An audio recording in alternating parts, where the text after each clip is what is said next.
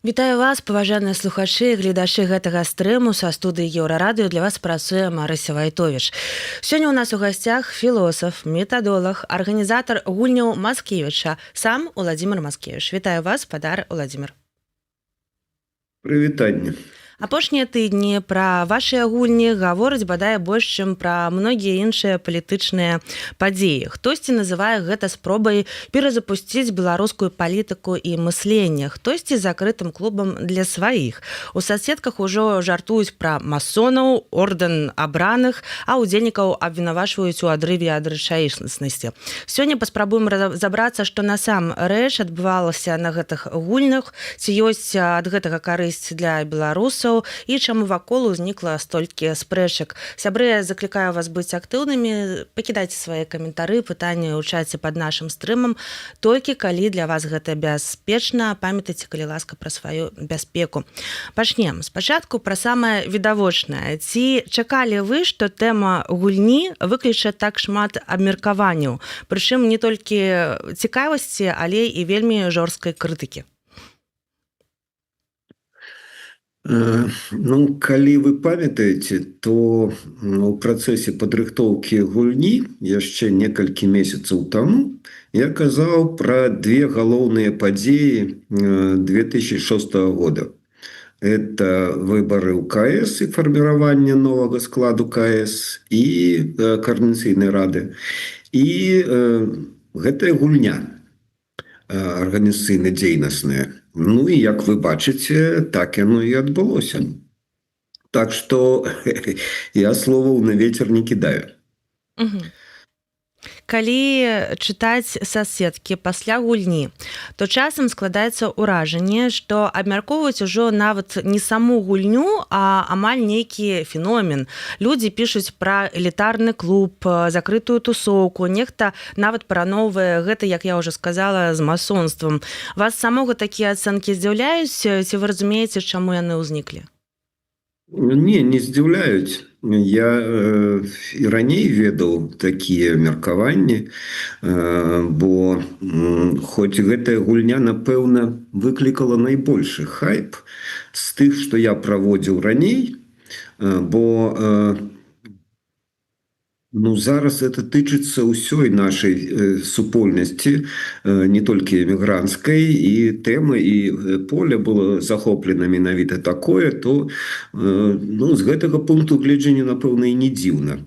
Але звычайна гульня не абмяркоўваецца так шырока. І па той прычыне, што звычайна яна гуляецца на нейкай абмежаванай пляцоўцы, ці там сацыяльнай групе, там дзейнаснай і так далей. Часам бывалі гульні там на адным прадпрыемстве, хай сабе і буйным. А тут зачапляюцца інтарэсы шмат якіх палітычных, грамадскіх, парамілітарных, палітвязняўскіх групаў і так далей, то мы захапілі шырокую, нават не аўдыторыю, бо это не аўдыторыя, а інтарэсы шырокай супольнасці. І я казаў яшчэ на установачным дакладзе сваім на пачатку гульні, што мы сабралі на гульню прадстаўніцтва амаль усёй генеральнай сукупнасці нашай эміграцыі, дыаспор. І нават трохі незначна была прадстаўлена і тая частка, якая засталася на том баку мяжы. Праўда, не тых, хто туды вернецца. Я, прынамсі, назову Алену Танкачеву, якая толькі 2 месяца таму была дэпартаваная, і жыла там. Не была зняволенай, а жыла непасрэдна сярод тых людзей, якія жывуць пад ціскам рэжыму. Так што мы сабралі ўсе магчымыя меркаванні, а значыць, маглі папрацаваць амаль з паўнатой ведаў пра Беларусь, пра нас, пра нацыю і так далей. І справіцца з гэтай паўнатой веды вельмі цяжка, бо з кожнай пазіцыі гэта агульная рэч такая, як Беларусь, беларускае грамадства, яно бачыцца аднабока, з кожнай пазіцыі па-свойму. А тут выплеснута была ў гульню вось уся сукупнасць нашых ведаў пра гэта. І справіцца з гэтым вельмі вельмі цяжка. Я нават скажу, што цалкам мы не справіліся на гэтай гульні, бо нас захапіла трохі іншая інтэнцыя. Вось гэтая насустрачнасць, пра якую шмат казалі, напэўна, і вы чыталі ўжо. Мы убачылі, як людзі са здзіўленнем глядзяць у вочы адзін аднаму. Нібыта ўпершыню пазнаючы людзей, якіх яны ведалі толькі віртуальна, звычайна. Ці сутыкаліся на нейкіх пляцоўках, дзе не маглі толкам паразмаўляць. А тут яны не проста ўбачылі адзін аднаго, а уступілі вельмі шчыльную камунікацыю, шчырую размову вялі паміж сабой. І гэта дало свой эфект. Вось, трохі дзіўнавата, конечно, абмеркаванне тых, хто не быў на гульні і даведаўся ці даведваецца пра яе з інтэрнэту, ад штучнага інтэлекту ці па меркаваннях розных другіх людзей. То бок, адна бабка сказала, вось неяк так. Дзякую. Мне яшчэ цікава вось дадатковае такое пытанне. Вы кажаце, што гэтае мерапрыемства, гэтыя гульні, яны закранулі шмат палітычных вось такіх структур і механізмаў, і зразумела, што людзей, якія нарэшце змаглі паразмаўляць. Але ці толькі гэта прычына таго шуму, які адбыўся пасля гульняў. Што бы вы сказалі пра настрой сёння ў беларускім дэмакратычным грамадстве вось за мяжой? Як вы самі яго адчуваеце? Я чытала ў адным інтэрв'ю, што вы казалі, што палітычная, апазіцыя, міграцыя, яна заўсёды перажывае нейкі крызіс.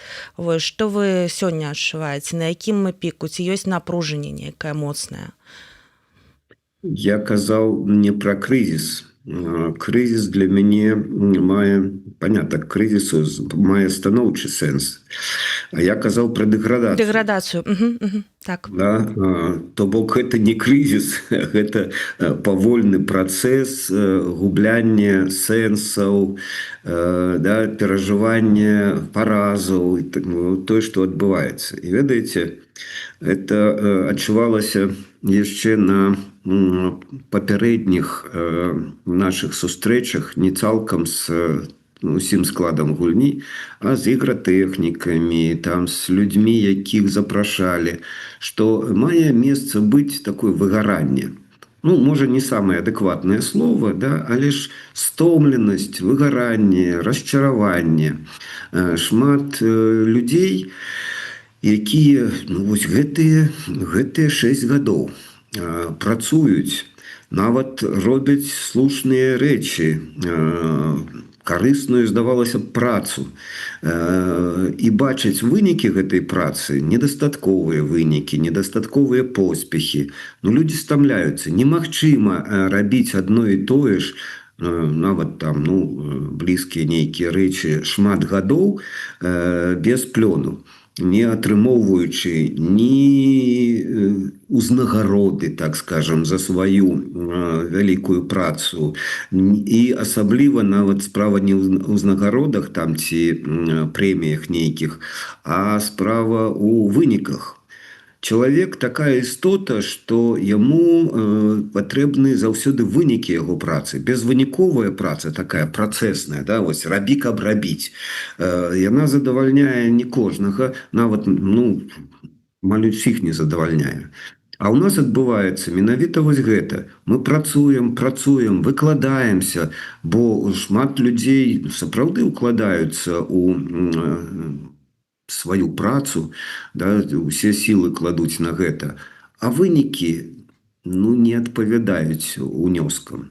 Тым больш, што яшчэ значная частка беларусаў, і на большая частка беларусаў, якія не ўдзельнічаюць у грамадска-палітычным жыцці, а знаходзяцца на мяжы выжывання ў эміграцыі. Бо эміграцыя, ну, цяжкае выпрабаванне для кожнага чалавека, і не ўсім удаецца уладкоўвацца нармальна. Нават самыя базавыя патрэбы не заўсёды можна там неяк удовлетворить. А тут і ўсё гэта непазбежна ўплывала на тое, як паводзілі сябе удзельнікі гульні. Мне яшчэ цікава, вы прабачце, бо за такое, магчыма, вельмі прыватнае, але не магу не задаць гэтае пытанне і, магчыма, прыбегну да такой метафарычнасці, што ли.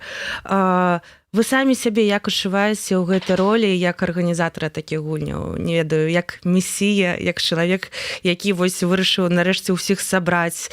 Вось людзі перасварыліся, там шмат не могуць там дамовіцца. Вось тут вы з'яўляецеся са сваёй гульнёй. Ну, ведаеце, сапраўды такое інтымнае пытанне. Калі я магу запытацца.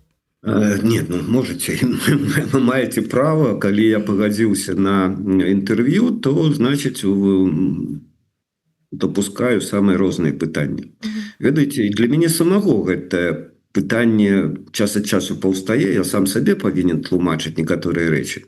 І я пачну з таго, што яшчэ ў турме, калі я быў, до мяне доходзілі праз адваката, праз лісты сціпленька, бо ну, такія падрабязныя і грунтоўныя лісты не прапускалі, тым больш у мяне было толькі 2 адресата, ад каго я мог атрымоўваць лісты не заўсёды. Да? Я адчуваў, што мяне чакаюць, што на маё вяртанне ускладаюцца нейкія надзеі, чаканні. І ну, я адчуваў у гэтым нейкі выклік для сябе. Я разумеў, што калі я выйду, то на мяне будзе шмат увагі да мяне, як да любога палітвязня, да ўсіх гэта было, і для мяне таксама. І як выклік я разумеў, што ну, я як шчыры, свядомы чалавек павінен адказаць, як я магу на гэтыя чаканні. Таму я не дазваляў сабе, ну, скажем, расслабіцца, да, і доўга займацца там рэабілітацыяй, там, ну, цешыць сабе тым, што я апынуўся на свабодзе. Я ўзяў на гэта там месяц, можа, трохі болей заняло. Паправіўшы, мінімальна паправіўшы здароўе, я пачаў ну, аналітычную працу спачатку, знаёмства з той сітуацыяй, да, атрымоўваючы інфармацыю з першых вуснаў. Дзякуй Богу, у мяне шмат знаёмстваў, і я знаёмы амаль з усімі галоўнымі дзеячамі, ну, палітычнымі, прынамсі, грамадскімі. Таму мог патэлефанаваць, мог звязацца, сустрэцца і не толькі чытаў, што напісана пра ўсё гэта і пра 20-й год, і пасля, і так далей, але з першых рук, з першых вуснаў атрымаў гэту інфармацыю. Сабраўшы эту інфармацыю, я задумаў гульню гэтую, і, ведаеце, гульня адбылася таму, што мне удалося, ці не мне удалося, а тым людзям, з якімі я размаўляў, нам удалося ўсталяваць рэжым даверу паміж намі. І вось на гэтым даверы мне удалося зноў жа, да, і знайсці грошы, і знайсці людзей, якія рабілі велізарную адміністрацыйную працу. Я знайшоў паплечнікаў і са сваіх старых сяброў, і з новых людзей, з якімі пазнаёміўся ўжо тут у эміграцыі, склаўшы невялічкую каманду, якая зрабіла неверагодную работу, каб гэта адбылося, да? І склад удзельнікаў таксама. Так ці інакш людзі паверылі або мне, або адзін аднаму, калі хтосьці пагаджаецца паехаць удзельнічаць у гульні, то гэта ўплывае там на рашэнне кагосьці з яго знаёмых сяброў, там, ці паплечнікаў і так далей. Ну і былі людзі, якія не давяралі і якія адчувалі пэўную небяспеку для сябе у тым, што гэта адбудзецца. Былі людзі, шчыра прызнаем гэта, якія хацелі, каб гэта не адбылося, каб гэта было, так бы мовіць, пантамі Мацкевіча. Вось там запантаваў, там нешта такое там прыдумаў, але ж нічога не атрымаецца. І тут я зноў жа шчыра павінен сказаць, конечно, не ўсё атрымалася, што я хацеў. Але атрымалася падзея. Ёсць пэўныя вынікі, якія яшчэ трэба ўсвядоміць і асэнсаваць. І я это буду рабіць, і мы зараз гэта робім з тымі, хто рыхтаваў гульню. І я ведаю, што на самой гульні склаліся невялічкія суполачкі людзей, якія зацікаўленыя адзін у адным, якія знайшлі вось у гэтай насустражнасці адзін аднаго, і яны таксама працуюць зараз над вынікамі гульні і над тым, чым гэта будзе працягвацца ўжо у непасрэднай не гульнёвай, а так, рэальнай палітыцы і грамадскім жыцці. І это звычайна так адбываецца. Калі больш моцны працэс пачынаецца, калі менш, там як не ўсе альянсы ці там хаўрусы, якія паўстаюць вось у актуальныя падзеі, потым маюць доўгі працяг. Штосьці можна скончыцца, а штосьці можа спарадзіць яшчэ нейкія разгалінаванні, там рухі. І ўсё гэта будзе. І ўсё гэта есть ужо, пачалося, ёсць. І вось вашыя галоўныя эмоцыі, калі каротка сказаць, ад гэтага пачатку, ад гэтага старту, вось што ўнутры зараз? Ну, вось глядзіце. Радасць, не ведаю, можа дрыжыкі ходзяць вось ад гэтага ўсяго там па целе. Ну, да дрыжыкаў не, я, напэўна, больш такі твердаскуры чалавек, да? Мне цяжка зачапіць так, каб я это самае да дрыжыкаў. Але маё стаўленне, у тым ліку эмацыйнае, яно мянялася на працягу тых месяцаў, што я вот ужо у Літве, так бы мовіць, на свабодзе. Бо спачатку я ўзрадаваўся і самому факту свайго вызвалення, і таму, што я ўбачыў. Я ўбачыў, як многа, як шмат усяго удалося захаваць добрага з таго, што вось паўстала ў 20-м годзе. Але адначасова з гэтым я бачыў, што гэта менавіта захаванне. Захаванне не назапашванне новага, а менавіта захаванне. І калі далей так пойдзе, то гэта ўсё ж такі рана ці позна сыдзе там да поўнай страты. Таму мне хацелася пераламіць гэтую тэндэнцыю і, я это называю гульнёй на павышэнне, да? Пачаць развівацца. Каб мы не толькі захоўвалі тое, што набылі калісьці, а пачалі назапашваць новыя сілы, ресурсы, энергію, веды, ну і такія грунтоўныя мысліўныя падыходы да гэтага. Я іх бачу, я унесу сваё бачанне ў выніковую справаздачу па гульні, але я не лічыў магчымым, і гэта забаронена прынцыпамі гульнёвымі, да, навязваць камусьці там сваё бачанне. Вось потым, пасля гульні, убачыўшы, як людзі ставяцца да гэтага, якія падыходы іншыя перспектыўныя ці неперспектыўныя існуюць, я пастараюся звесці гэта ў некую сістэму. І гэтую сістэму прапаную ўжо вось нашай грамадзянскай супольнасці і тым палітычным актарам, якія пагаджаюцца з гэтым. Я магу назваць толькі некалькі ідэалагемаў, якія за гэтым стаяць. Вось адна з іх мела распаўсюдваць, гэта насустрачнасць, да? Калі мы не глядзім у вочы адзін аднаму, калі мы не размаўляем шчыра нават з апанентамі, з канкурентамі, а то і з ворагамі, да? Мы не можам лічыць, што мы адзін народ. Все ж таки вораг – это вораг, а не абы што, да? Апанент, давайте не рабіць з апанента ворага. Апаненты – гэта проста чалавек, які мае іншы падыход ці іншыя погляды. Калі мы пачынаем з ім размаўляць, то высветліцца, што хоць бы частку агульнага шляху мы можам прайсці разам. да нашай агульнай мэты, да, і рабіць з апанентаў хаўруснікаў, ну, калі хочаце, это мастацтва кіраўніка, мастацтва лідара. Да, не пладзіць сабе ворагаў, а менавіта хаўруснікаў. Тое самае з канкурэнтамі. Да, канкурэнты таксама не ворагі. Канкурэнцыя можа і весціся там па пэўных факультатыўных там мэтах там ці каштоўнасцях, да? А трэба шукаць таксама нешта агульнае, бо нават у бізнесе канкурэнты это тыя, хто дзеляць адзін рынок на ўсіх. Бо хаця б наяўнасць аднаго рынку, да, робіць і неабходным іх нейкія абмеркаванні. Там ужо іншая справа, што не трэба дапускаць манапольнай змовы, да, паміж канкурэнтамі, якія будуць дзейнічаць супраць пакупнікоў, там, патрабітелей там, і так далей. Да? Вось. Таму размаўляць трэба з усімі. Іншая справа, што это размовы розныя. Да? Одно дело сяброўская размова паміж хаўруснікамі, і трэба хадзіць у клубы, там, разам у баню, лазню, ці там на більярдзе разам катаць шары гэтыя. Гэта клубная праца, клубная нейкая спроба аб'яднання.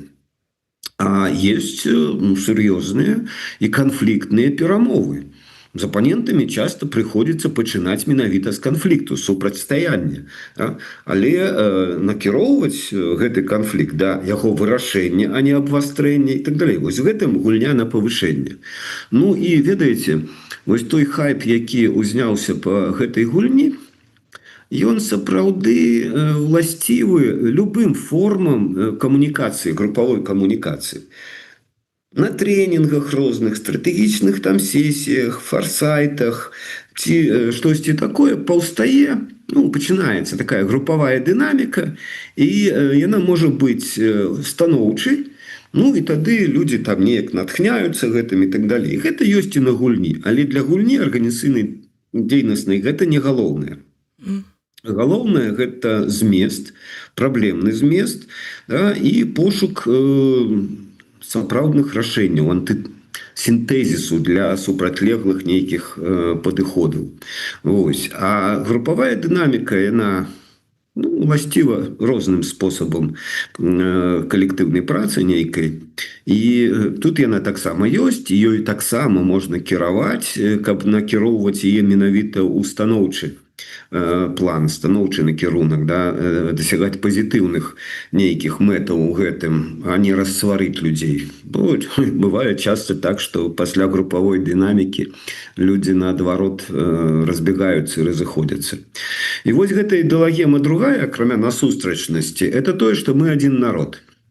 Ведаеце, не трэба дзяліць беларусаў на сапраўдных і несапраўдных, беларускамоўных і рускаязычных, там, на тых, хто вымушана эміграваў, і тых, хто там застаўся. І нават на тых, хто эміграваў не вымушана, а там паехаў за нейкім лепшым жыццём, ці знайшоў яго ў іншых краінах, ці не знайшоў, там это ўжо іншая справа.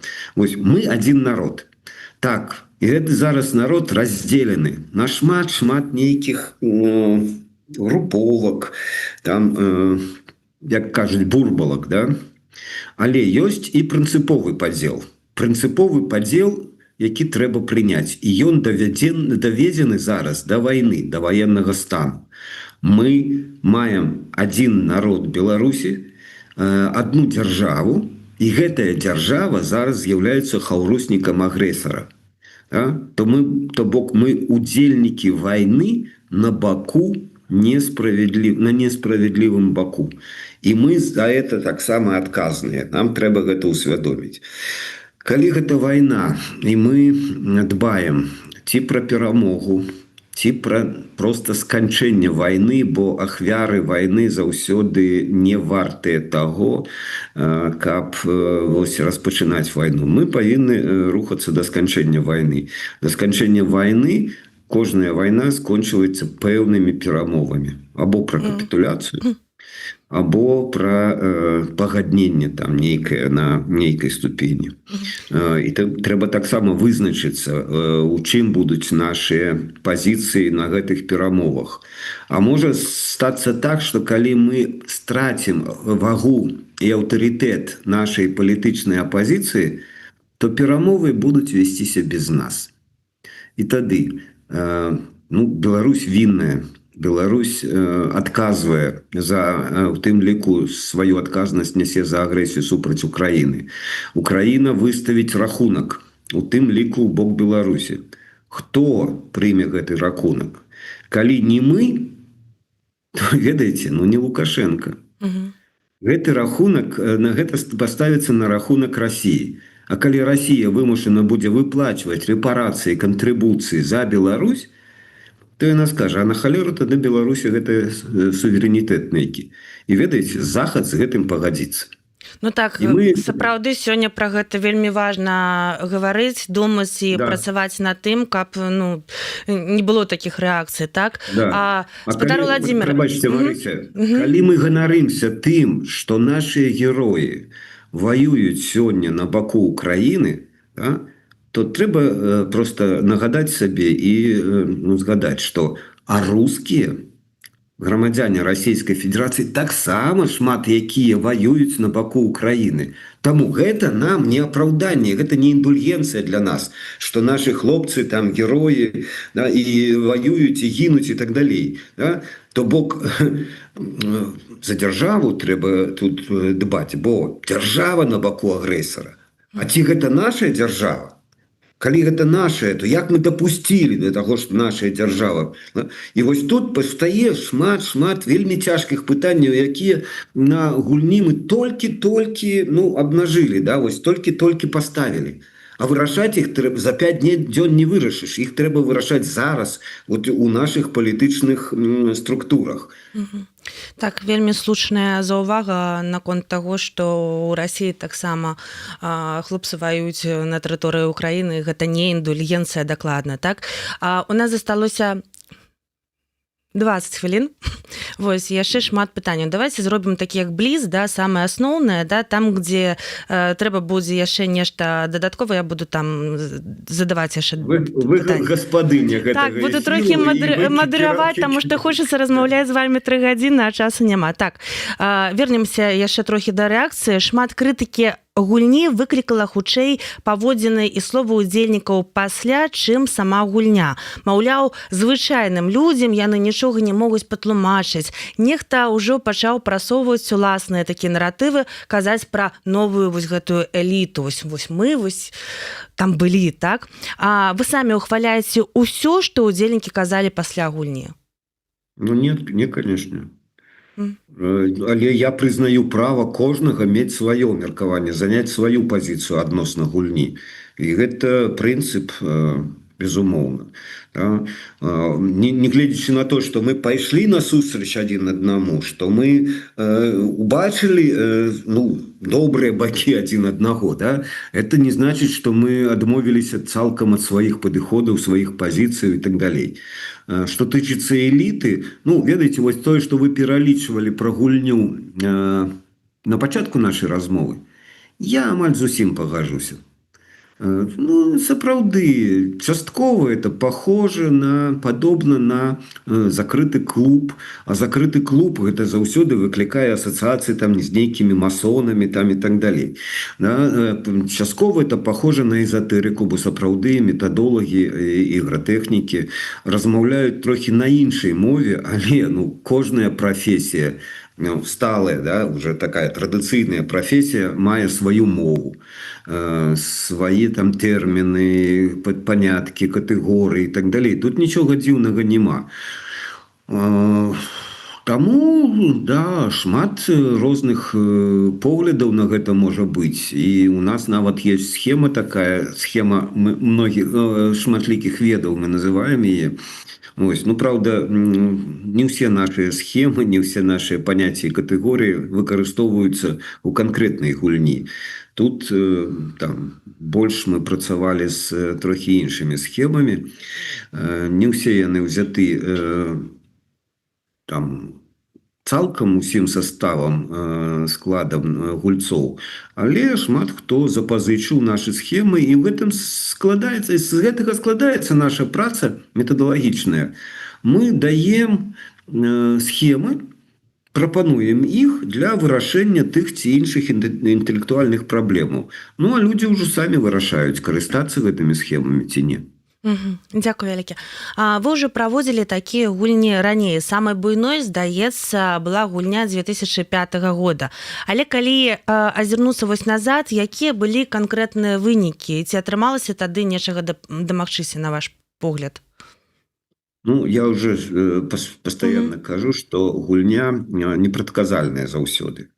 І вось калі в 2005 годзе мы гулялі палітыку нібыта, да, бо гульня была з нагоды падрыхтоўкі прэзідэнцкіх выбараў і менавіта накіраваная была на падтрымку Міленкевіча, каманды Міленкевіча, але не атрымалася. Сам Міленкевіч не паехаў і нават нікаго не дэлегаваў на гэтую гульню, то бок вось гэтая накіраванасць, гэтая замова, яна была, ну, бессэнсавая. Затое там склалася з лідараў грамадзянскай супольнасці так званая група «Разам». З гэтай групы «Разам» мы працавалі далей, і з гэтага паўстала потым нацыянальная платформа грамадзянскай супольнасці ўсходняга партнёрства. То бок вынікі гульні той былі адтэрмінаваныя на некалькі гадоў. І гэта нармальна для гульняў. Таксама мы стваралі летучы універсітэт, ён не проста быў утвораны, вось сабраліся, да, і утварылі. Ішло некалькі гадоў падрыхтоўкі, і гэтая падрыхтоўка патрабавала ад нас нават правядзення 2 гульняў на гэты конт. Ось. Былі менш удалыя гульні, якія не мелі такіх добрых вынікаў. Вось тут Северин Квяткоўскі узгадаў гульню па культуры, на якой ён і Сергей Дубавец былі, ну, так узрушаныя самой гульнёй, што склалі так званы Геттингенскі мемарандум беларускай культуры. Мне это было трохі смешна, я іранічна да гэтага ставіўся, таму зараз ужо ніхто не ўзгадвае гэты мемарандум. Ну, але такое было. І я ведаю просто, што эмацыйны накал, ну, рано ці позна ён схлыне, скончыцца, і застануцца толькі сапраўды прагматычныя нейкія дасягненні гульні. Ну, дайце час, і мы это ўбачым. Калі хайп прыйдзе. Вось, і якраз да чаго я пытаюся, ці ўпэўнены вы, што вось гэтым разам гульня таксама не застанецца проста інтэлектуальнай практыкай для удзельнікаў, бо пакуль, са словаў многіх удзельнікаў, узнікае адчуванне, што галоўны вынік – гэта іх асабісты досвед і новыя знаёмствы. А што атрымліваюць беларусы ў выніку? І атрымаюць галоўнае? На гульні была створана група бенефіцыараў, то бок тых сацыяльных суб'ектаў, якія атрымоўваюць карысць ад нейкіх дзеянняў іншых людзей, ад палітыкі, там, да, ад нашай дзейнасці ў тым ліку. І гэтая група была, напэўна, ну так, прыцягальнікам найбольш праблемных пытанняў. Сапраўды, мы гэта абмяркоўвалі, вось, а якую карысць будуць мець людзі, якія ў палітыцы не ўдзельнічаюць. Ну, калі палітыка стане больш прагматычнай, больш мэтанакіраванай, з улікам шматлікіх патрэбаў, у тым ліку і маргінальных групаў, і там людзей у цісне, так бы мовіць, да, як чэхі называюць сваю арганізацыю, тым, каму цяжка, то яны і атрымаюць пэўную палёгку. А калі палітыка будзе бязглуздай, то ім будзе станавіцца ўсё цяжэй і цяжэй, і горш і горш. Ось. Тут зрухі могуць быць, ну, але наколькі яны вялікія, я сказаць не магу. Ось іншая справа, што сама палітыка і рух да прамежкавай мэты вяртання, да сканчэння вайны і аднаўлення трансфармацыі Беларусі, это вось тое, што больш закранала там і палітыкаў, і экспертаў на гульні. Вось тут будуць пэўныя зрухі. Ужо, як мне там распавядаюць, тут яшчэ дадам трохі цікавую рэч для мяне, што зараз ідзе інтэнсіўная камунікацыя, якая не выплёскиваецца абавязкова там у Facebook ці там у інтэрв'ю нейкі і так далей, паміж сабой кантактуюць розныя удзельнікі гульні, і на папярэдніх гульнях звычайна гэтыя кантакты былі, ну так, мяне ставілі адпаведную вядомасць пра гэта, я ведаў пра гэта. Зараз я даведваюся пра гэта толькі ўскосна, то бок ідзе гарызантальная камунікацыя без майго непасрэднага ўдзелу. Я сам цікаўлюся гэтым больш зараз, чым раней, бо раней мне было прасцей. Я быў, так бы мовіць, у цэнтры ўвагі гэтай, да? А зараз это не зусім так. І вось наколькі зноў жа выжывуць гэтыя рэчы, калі схлыне эмацыйная хваля і хайп, ну, пакажа час. Я заўсёды кажу, што гульня пачынаецца не вось гэты дзень, калі мы заехалі туды ў Татры. Яна пачалася за некалькі месяцаў да таго, з моманту абвешчання. І пайшлі там розныя там цягання, перацягвання канату, там это самыя спрэчкі і так далей. Гэта ўжо гульня. Да, яе таксама трэба ставіцца як да гульні, назіраць за ёю, да, і гуляць сваю гульню. Таксама гульня не скончваецца, як толькі мы раз'ехаліся адтуль. Зараз яна працягваецца яшчэ. Канчатковыя вынікі можна будзе падводзіць толькі пасля таго, як гэта скончыцца. У першую чаргу скончыцца вось гэта эмацыйнае напружанне. Да, і пачне працаваць розум. Ну, мне здаецца нават, што канчатковыя вынікі можна будзе падвесці, калі гэта будзе прынясенне які плён для беларусаў. Ну так, але гэта можа быць адтэрмінавана, да? Бо, ну, як я казаў, вось з этой нацыянальнай платформы і кансалідацыі грамадзянскай супольнасці. На гэта пайшло, ну, гадоў 5 дакладна, то і болей. Да? Таму плён доўгатэрміновай працы, ну, немагчыма, ведаеце, закапаць бульбу у вясной, а там праз тыдзень выкапаць яе, бо вельмі кушаць хочацца, да? Вось. На любы працэс ад пачатку да выніку патрэбен час. Які час у палітыцы? Да? Вось, калі будзе вынік? Толькі тады, калі прыйдзе момант трансфармацыі, мы вернемся ў Беларусь со своими ресурсами, с подрыхтованными подходами там, и так далее. Да? Не просто там вернемся ў свае кватэры і будем жыць прыватным жыццём. Калі мы вернемся як палітычная сіла. Палітычная сіла, якая здольна вярнуцца ў Беларусь, вось менавіта як сіла, гэта вынік? Я думаю, так. Да? Заўважны ён зараз. Ці будзе заўважны ён там праз месяц там і так далей. Зараз ёсць шмат невялічкіх падзеяў. Вось мы чакаем зноў візіта Коула ў Мінск, а чакаем не самого візіта, нам што там, Коул, хто там яшчэ. Да? Нам же ж важна, каб выйшлі палітвязні, тыя, хто яшчэ за кратамі. Але, як мне падаецца, трэба памяняць прыярытэт. І на першы план высоўваць спыненне рэпрэсіяў. Да? А не, як зараз, вызваленне. Бо зараз ідзе вызваленне у чарговых перамовах, а папаўняецца турма там новымі. Да? Трэба спачатку пачынаць спыненне рэпрэсій, а потым ужо, ці, ну, не потым, а адначасова, але у другім, скажем так, вагоне, вызвалення палітвязняў. Потым нам трэба туды, на той бок мяжы адресаваць вельмі яскравы месседж, што падзеі 20-го года мелі цалкам унутраныя прычыны, а гэта не проіскі захада. Мы беларусы, мы адзін народ.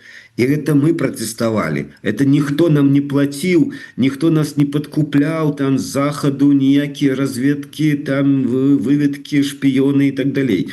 Это мы белорусы.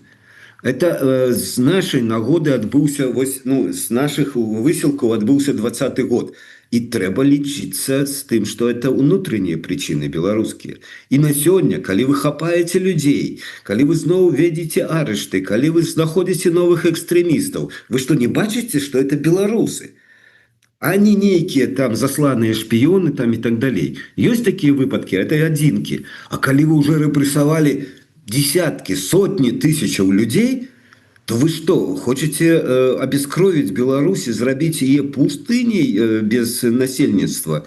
Бо шмат людей, якія маўчаць, сёння спіраль маўчання зацягнута ў Беларусі, яны таксама не згодны з вашай палітыкай. Або признаем, давайте разом признаем мы свою адказнасць за Беларусь, а вы признаете, что падзеі 20-го года, сённяшняе супрацьстаянне мае ўнутраныя прычыны, і не трэба спасылацца там на кола ворагаў там і так далей.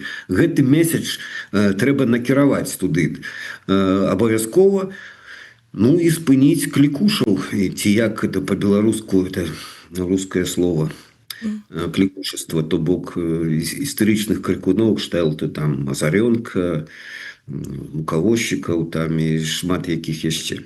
Давайте далей. Давайте далей, спадар Владимир. Ад некаторых удзельнікаў як інсайты прагучала, што, аказваецца, усе мы за незалежную Беларусь, што мы ўсе беларусы, рэжым і апазіцыя, што ўжо 2026 год, а не 2020. Гэта вось проста гучала як, нібыта я толькі што пра гэта даведаўся, так? Здаецца, гэта ўсё ж такі простыя высновы, няўжо для разумення такіх рэчаў патрэбныя вось 5 дзён па 10 гадзін? Ну, ведаеце, часто вельмі простыя ісціны усведамляюцца з вялікай цяжкасцю.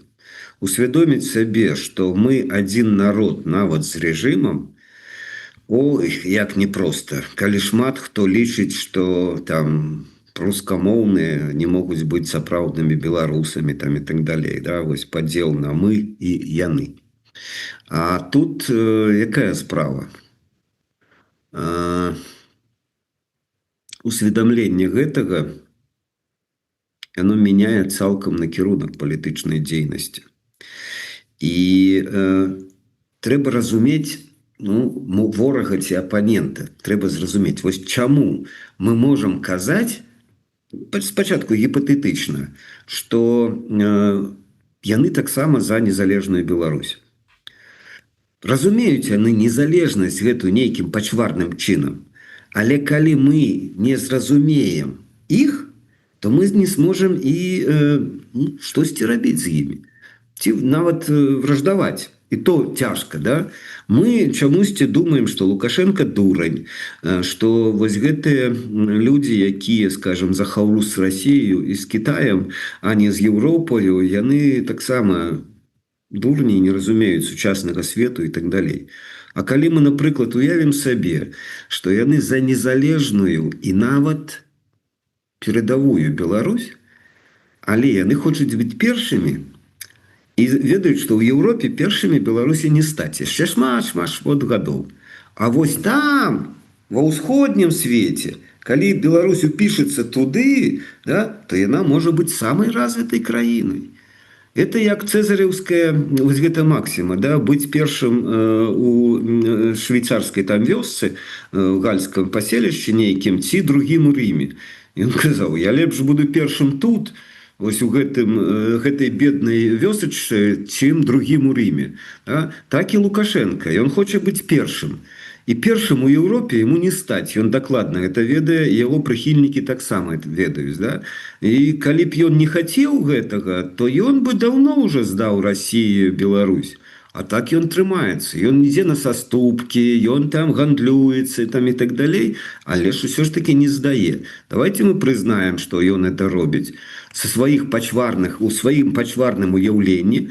Ну, калі мы гэта зразумеем, яго логіку, там, яго каштоўнасці і так далей, то я б не спяшаўся прынимаць гэтыя рэчы, наадварот. Яны павінны падвяргацца крытыкі і аправяржэнню.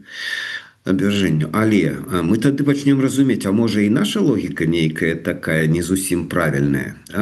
і мы тады займаемся крытыкай сваіх пазіцый, сваіх падыходаў, і гэта дасць нам перавагу. Таму мысленне гэта складаная рэч. І філосафы, якія займаюцца гэтым, гэта ведаюць, і псіхолагі гэта ведаюць. А мы, метадолагі, яшчэ ведаем гэта з таго боку, што не проста складаная рэч, мы яе там даследуем, да? А мы яшчэ імкнемся арганізаваць. Мы імкнемся даведацца пра гэта, каб арганізаваць. І вось адна з задач у гульні – гэта праверка нашага мыслення на каштоўнасць, на прагматычнасць, на эфектыўнасць і так далей. І нашыя памылкі, яны ж вызначаюцца тым, што мы нешта не так мыслім. Я вось калісьці разбіраў, адпаведна, там, называў это анталогіяй знака, маючы на ўвазе Максіма Знака ў тым ліку. Ну, такая, да, амбівалентнасць выкарыстання слова «знак». Вось. Бо тое, што мы не перамаглі ў 2020 годзе, гэта з недахопу нашага стаўлення да рэчаіснасці, то бок нашага мыслення. Мы мыслілі неправільна. Вось, рыхтуючыся да эфіру, мы сабралі яшчэ, празмаўлялі з рознымі людзьмі, сказалі, што ў нас будзе эфір, і ў нас ёсць яшчэ 3 пытанні, якія вось вельмі прасілі нас задаць. У гульні не ўдзельнічаў ніводны дарадца Святланы Ціханаўскай. То бок прадстаўніцтва офіса было слабым, так? Не было і каманды Латушкі. Як можна было працаваць без асноўных гульцоў, на ваш погляд? А хто сказаў, што яны асноўныя? Ну, у прынцыпе, сёння офіс Святланы Ціханаўскай прадстаўляе дэмакратычныя сілы, дэмакратычную Беларусь. Так? Яе успрымаюць як, у прынцыпе, гульца на міжнароднай арэне. Так? Яе запрашаюць на важныя мерапрыемствы, з ёй нешта абмяркоўваюць. І, ну, напэўна, шмат людзей успрымаюць офіс як такую цэнтральную сілу. Ну, я ж і кажу, пакуль. Пакуль яны на гэтым месцы, пакуль яны трымаюць павестку. І калі там пачынаеш паглыбляцца ў тое, а што робіць офіс, а што робіць Святлана Ціханаўская, яна трымае Беларусь у павестцы дня. Яна там дае не забывацца сусветным лідарам пра тое, што мы ёсць, там і так далей. Калі мы капнем, а што ў гэтым сэнсе дыпламатычна, палітычна, стратэгічна зроблена, там пачынаюцца розныя сумненні і недарэчнасці. Да? І ці прывядзе тое, што робіць сёння офіс, менавіта да нашага вяртання, да перамогі над рэжымам і так далей. І не адзін я кажу, што калі ўсё будзе ісці так, як яно зараз ідзе, то Святлану Ціханаўскую чакае лёс Івонкі Сурвілы. То бок цалкам сімвалічная фігура, сімвалізм якой ніхто аспрэчваць не будзе, але не маючы ніякага ўплыву, улады там і так далей, яна можа і надалей сустракацца з першымі асобамі дзяржаваў. Потым будзе сустракацца ўжо з другімі асобамі, і потым усё дойдзе да так званай народнай дыпламатыі. І ўсё ж такі іх не было прадстаўніцтва, так, дарадцу вось на гульне. Не было. Я это абмяркоўваю яшчэ да гульні, я ведаў гэта да гульні, і казаў, што той, хто не ўдзельнічае, той праігрывае. Яны на гэтым трохі падарвалі свой аўтарытэт, да, трохі засталіся па-за тым новым бачаннем, якое набылі удзельнікі гульні. І, это не параза. Это не параза, але ж пэўнае саступленне. І калі там, скажем, Віктор Бабарыка, там, ці Андрэй Егораў, ці там Кныровіч прэтэндуюць на пэўнае падвышэнне свайго статусу і так далей, то яны падвысілі свой статус. А вось Святлана Ціханаўская і Франак Вечорка яго трохі панізілі. І не я гэта рабіў, ведаеце. Яны самі адмовіліся. і пра гэта было вядома таксама. А сімвалічнае звяртанне праз відэо, ну ведаеце, это весельны генерал. Окей. Ведаеце, што это такое весельны генерал, да? Гульні Уладзіміра Маскевіча падвышаюць статус новай палітычнай эліты Беларусі. Я думаю, что да. Так. Добра. Гучала, што падчас гульні, вось мы з вами таксама абмяркоўвалі, атрымалася сфармуляваць 3 розныя стратэгіі. Але ці можам мы ўспрымаць іх усур'ёз, калі стратэгіі былі сфармуляваны без беларусаў у Беларусі, у самой Беларусі? Вось мы часта пра гэта ўвогуле кажам, што тут нейкая палітыка па-за межамі краіны. А гэта выглядае, як мы тут у эміграцыі спрабуе ўсё вось вырашыць за іх, да, за нашых людзей, якія знаходзяцца там. Я не казаў ніколі пра 3 розныя стратэгіі.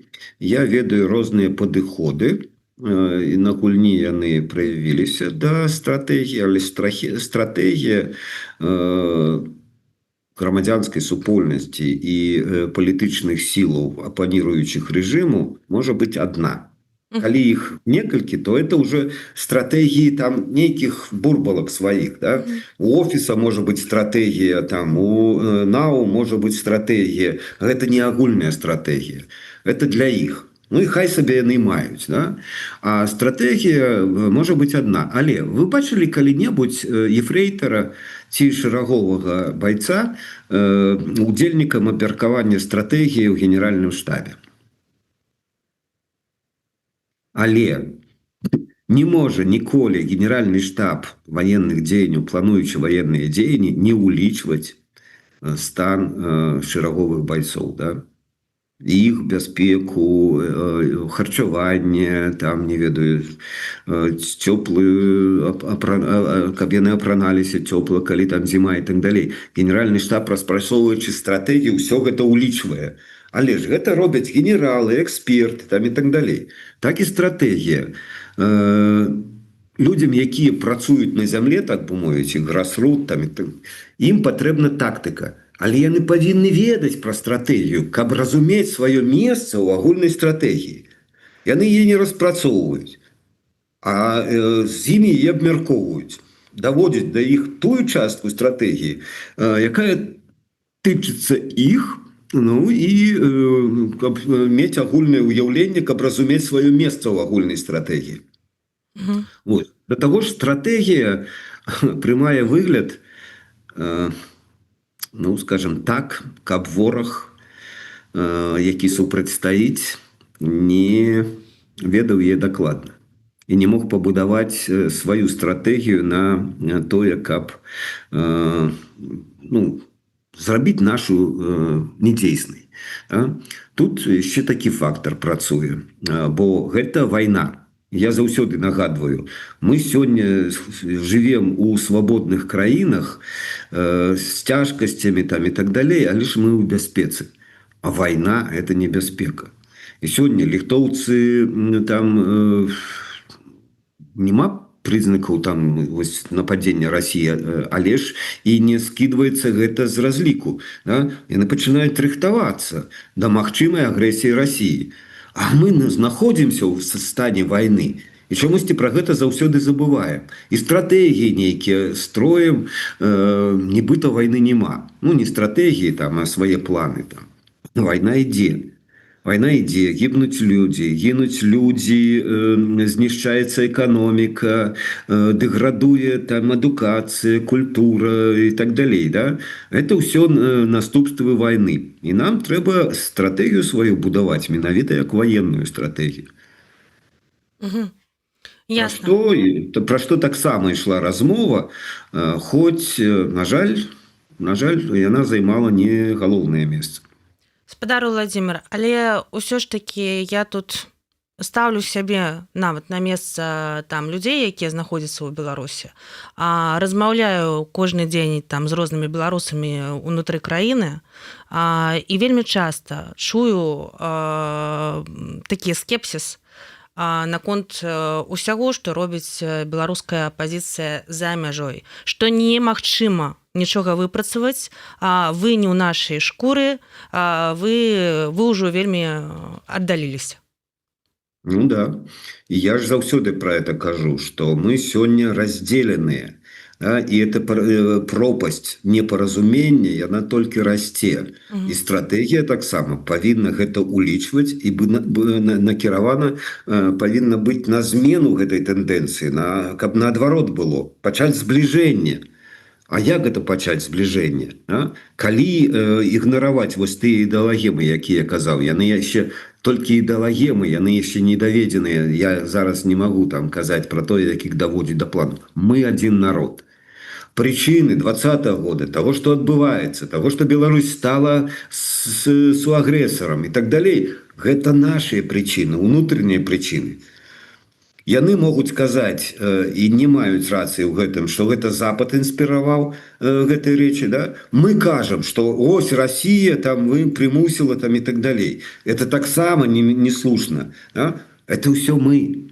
Пакуль мы не прымем адказнасць на сябе за ўсё, што мы натварылі, пакуль мы не пачнем пакаянне за злачынствы там свае, бо это наши злачынствы, нашай краіны, нашага народу. Як у савецкія часы, да? Паколькі не было пакаяння за сталінскія рэпрэсіі. Ну, хто виноват? Ну, нейкі там злодзей. Там. Есть некалькі злодзеяў. Вось мы іх там пакараем. А это мы. Мы, советские люди, писали доносы. Мы, белорусы, допустили помылку ў 94 годзе, абраўшы популіста. Потым мы допустили помылку, не падтрымаўшы імпічмент ў 96 годзе. Ну и так до 20-го года мы не змаглі, не напрягліся, каб не дадумалі, як это зрабіць правильно, перамагчы ў 20-м годзе. І сёння, калі мы будзем заўсёды вось так не звяртаць увагу на тое, як мы мыслім пра гэта, мы нічога не зможам зрабіць і надалей. То бок калі выбачайце, калі я правильно разумею, што вы уяўляеце такую сітуацыю, што вось мы разумеем, што вось гэтыя гульні, якія прайшлі, гэта толькі пачатак, а далей як бы гульня працягваецца, і можа так стацца, што у выніку ўсё ж такі беларусы зразумеюць і узгадаюць, што мы ўсё ж такі адзін народ, так, нешта адбудзецца гэтае збліжэнне, і ў тых жа самых гульнях будуць гуляць, магчыма, і прадстаўленыя людзі знутры краіны, ці не? Марыся, не тарапіцеся. Гульня не самамэта. Я кажу, гульня працягваецца, і для мяне гэта гучыць такім чынам. І яна павінна быць скончаная. Гульні сканчаюцца, пачынаецца чорная работа. Разумею, дакладна, так. Вось тое, што вы кажаце, это ўжо іншая работа, не гульня. То бок яе таксама можна разбіраць у гульнёвых этих супрацьстаянняў, бо вайна это таксама гульня по-свойму. Там гуляюць насмерць. Ну тут мы хочам скончыць вайну і гуляць дзеля жыцця, працаваць. Але гульня як гульня павінна быць скончана. І вось што мне не падабаецца ў гэтым хайпе, што людзі даігрываюць. Да, это як махаць кулакамі пасля бойкі. Ну, таму што не разумеюць і лічаць, робіць высновы па тым матэрыялам, якія з'яўляюцца ў медыі. Таму вось мы хацелі паразмаўляць. Ёсць дысцыплінаваная рэфлексія таго, што адбылося, да? А ёсць вось гэтае народам названае маханне кулакамі пасля бойкі. Што, ну, нічога добрага за сабой не нясе. А вось я б там яму даў бы там, трэба было даваць, калі быў момант. А не потым у думках і фантазіях. Ясна. Вялікі дзякуй, што знайшлі час сёння на нашу размову. Я спадзяюся, што яна была цікавая для нашых слухачоў і гледачоў стрыму, якія вось да апошняга сядзелі, абмяркоўвалі. Мы яшчэ прааналізуем таксама вашу рэакцыю. Владзімір Мацкевіч сёння быў у нас у гасцях, метадолог, філосаф. А для вас са студыі Еўрарадыё працавала Марыся Вайтовіч. Не пераключайцеся, наступны эфір.